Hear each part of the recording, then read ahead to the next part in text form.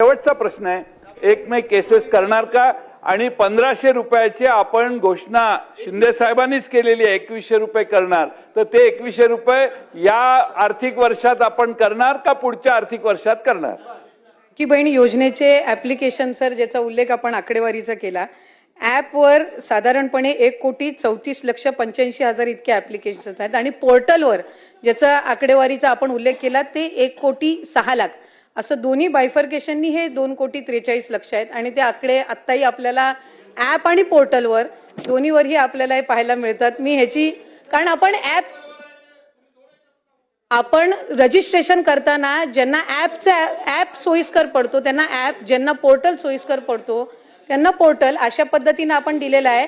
मी साहेब या संदर्भातली आपल्याला सविस्तर माहिती ही त्या ठिकाणी ठेवते आणि त्याच्यामुळे लाभार्थ्यांची संख्या ही व्यवस्थित रजिस्टर्ड पद्धतीने आहे। दुसरी महत्वाची गोष्ट म्हणजे जी काही रिकव्हरीची प्रक्रिया आहे, ज्या सरकारी कर्मचाऱ्यांनी त्या ठिकाणी लाभ घेतलेला आहे ती 2 महिन्याच्या आत पूर्ण केली जाईल। 12,000 का 12,500 जे पुरुष लाभार्थी सुद्धा जे दाखवण्यात आलेले आहेत स्क्रुटिनीमध्ये, त्या संदर्भामध्ये सुद्धा क्रॉस व्हेरिफिकेशन करून त्याच्यातले किती जेन्युइन बेनिफिशरीज आहेत, किती फेक बेनिफिशरीज आहेत, या संदर्भातली हे करून त्या संदर्भातली चौकशी करून त्यांच्यावर कडक कारवाई केली जाईल। महाराज